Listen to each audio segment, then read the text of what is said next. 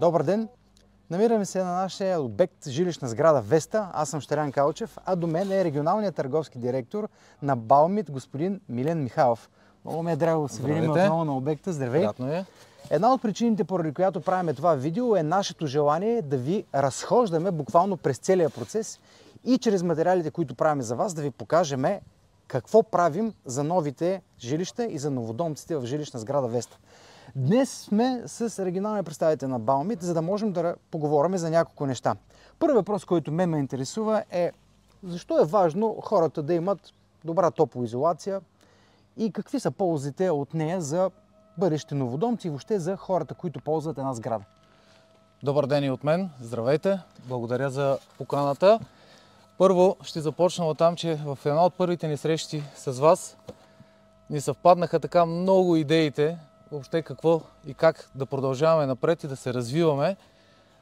На Баумит слогана като цяло и философията за продажби, за развитието е че ние даваме възможност на нашите партньори да строят едни здравословни, енергийно ефективни и устойчиви сгради за един устойчив бъдещ живот.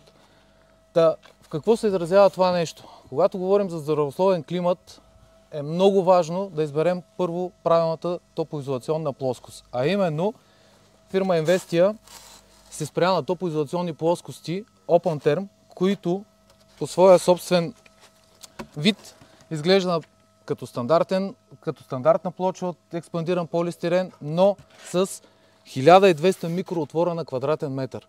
Това нещо дава полза огромна при напускане на строителната влага. Тоест, ние ще имаме едно изсъхване, едно изчезване на строителната влага 2 пъти по-бързо от стандартния начин. Това дава така наречената висока паропропускливост на топлоизолационната система. Което, иначе обратното е предпоставка за подуване на естествения паркет, на обикновения паркет и на муха в сградата. Предпоставка за едни много неприятни кафеви петна, сиво-кафеви петна, наречени мухъл. Милен, ние с теб сме си говорили много пъти колко време обикновено излиза влагата от един строителен обект и защо е важно тя да продължи да излиза при монтирането на правилната топлоизолация. Не е доказано на 100%, но сметките показват, че между 3 и 6 години са необходими до напълно изсъхване, т.е. до напълното напускане на строителната влага. Ние влага имаме и по време на обитаване. Доказано е, че 4-членно семейство за едно денонощие в уикенда, когато се предполага, че през повечето време сме си вкъщи, се отделят между 10 и 12 литра кондензна влага. И ако нямаме висока паропропускливост на нашата топлоизолационна система, предпоставките за появата на мухъл и плесен са които са много опасни за здравето. Добре. Втората причина, поради която може да ни се появи мухъл и плесен в апартамента, е да имаме неизолирани детайли по самата фасада. И ако обърнем внимание в момента на монтажа на топлоизолационната система, нямаме пропуск в нито един бетонов елемент да го подцениме. Бортна тераса, таван. Така че това е изключително важно, защото втората предпоставка за появата на мухъл и на плесен, това е неизолиран детайл, обикновено в ъглите, където ни се допират топло и студено. Студа, който прониква отвън и вътре температурата на обитаване. Добре, какви са ползите за обитателите, когато говорим за хубава качествена топлоизолация? Тя какво допринася, освен това, което вече казахме?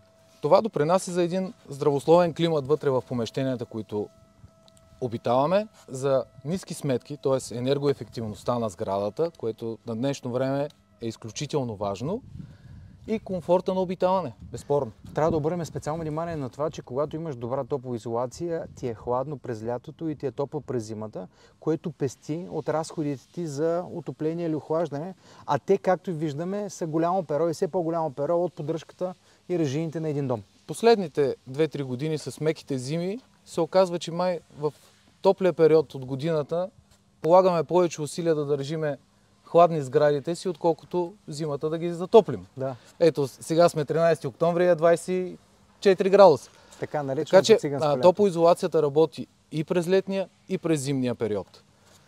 Второто нещо, което да обърнем внимание на това, как работи една топлоизолация. Тук е избрана дебелина от 10 см. Идеята на топоизолацията е да изнесеме точката на замръзване, съответно и висока точка на нагряване през лятото, по-далече от нашите градивни елементи, т.е. от зидовете, за да имаме една постоянна температура на вътрешната част на жилището. Това защо е важно?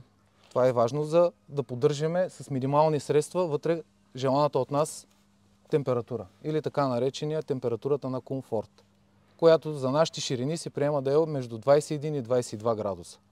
Чудесно.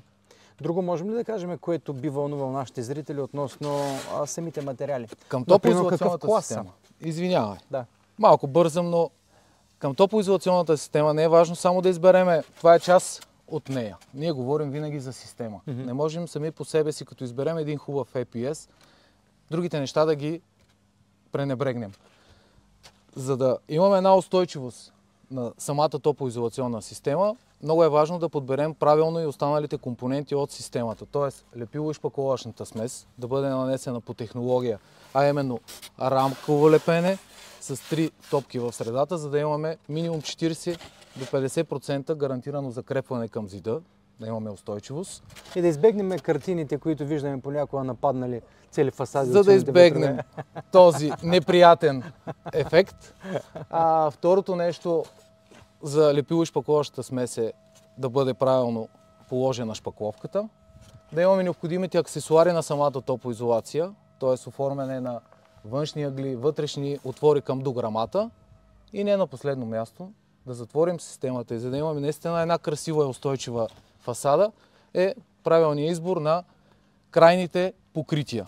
А за крайните покрития архитекта, който работи по фасадата, избра конкретно това, което ще покажем. Преобладаващата част на нашата сграда ще бъде в бяло, разбира се, благодарение на съвместна работа с Baumit и на добрата работа най-вече на тях.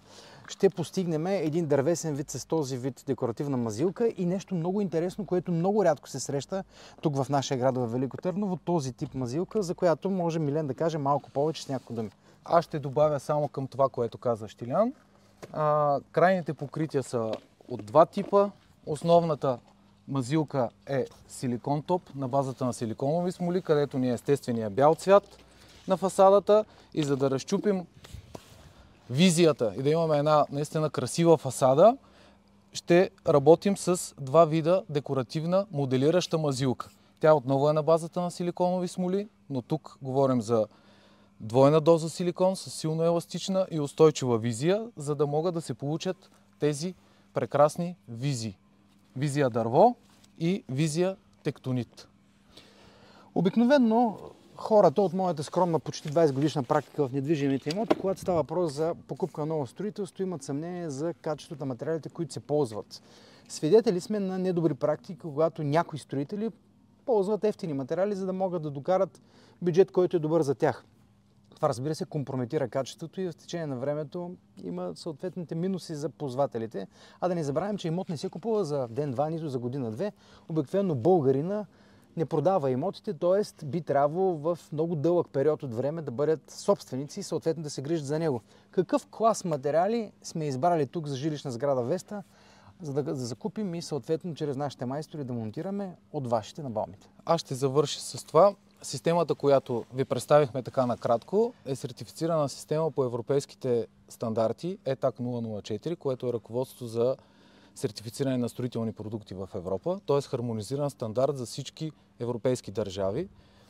Тази система е изпитана като едно цяло, защото ние до сега говорихме за отделни компоненти, но тук да завършим, всичко е изпитано в една цялостна система, която гарантира минимум 20 години една устойчивост на фасадата.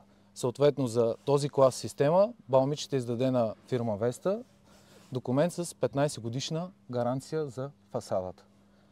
По време на монтажа ние ще извършим абсолютно проверка на всяка една от стъпките при полагането. Изкоментирали сме всички важни детайли, за да нямаме неприятни ефекти във времето. Нещо би ли желал да допълниш, което пропуснахме и е важно за хората, които гледат това видео? Аз отново искам да благодаря и да кажа само това, че просто нашите визии за напред съвпаднаха, за да има един устойчив бизнес и една устойчива визия на това, което създаваме, да остане с времето. Всички, които познават това, което правим, знаете, че нашите видеа са абсолютно безплатни и ние никога не рекламираме. Когато показваме компании, с които работим, защото смятаме, че добрите бизнеси в България или техните представители трябва да бъдат публикувани в широкото пространство и добрите примери трябва да бъдат споделени. При първото ни запознах с Милен и с неговите колеги в Велико Търново, ни направи впечатление тяхното желание да помогнат. И факта, поради който най-вече избрахме да работим с тях, освен чисто техническите параметри на самата сделка, беше ангажимента, който поеха заедно, за да могат да ни помогнат при избора и в организацията на целия процес. И сега, когато зад нас виждате, вече се работи, строителите на компанията, която използваме, вече работят здраво и създават фасадата. Важното нещо е, че представителите, Милен и колегата му Боби са тук всеки ден, за да могат да контролират кое как се прави. Нещо, което е много важно за нас, въпреки нашия инвестиционен контрол, за нас е важно и хората, които знаят най-добре как се работи с този продукт, а именно от компанията, да бъдат тук. Така че още едно нещо, което правим, за да сме сигурни, че целият крайен продукт, жилищна сграда Веста, е направен по възможно най-високите стандарти и наистина, в края на краища, материалите може да са с различни девиации, но в бизнеса се работи с хора. Така че за мен беше удоволствие днес да си поговорим с Милен, за да чуете от него, човек с много голям опит. Колко години си в строителния бранш? Вече почти 15 в 15 години ти си с такова образование, да. Което за нас е показател, защото тук на Веста работим само с доказани професионалисти. С благодарности към теб още веднъж. И благодаря. Благодаря за вниманието. От мен Щелян Калчев. Хубав ден. Елате вижте сградата, особено когато е завършена, макар и да останал само един апартамент. Хубав ден.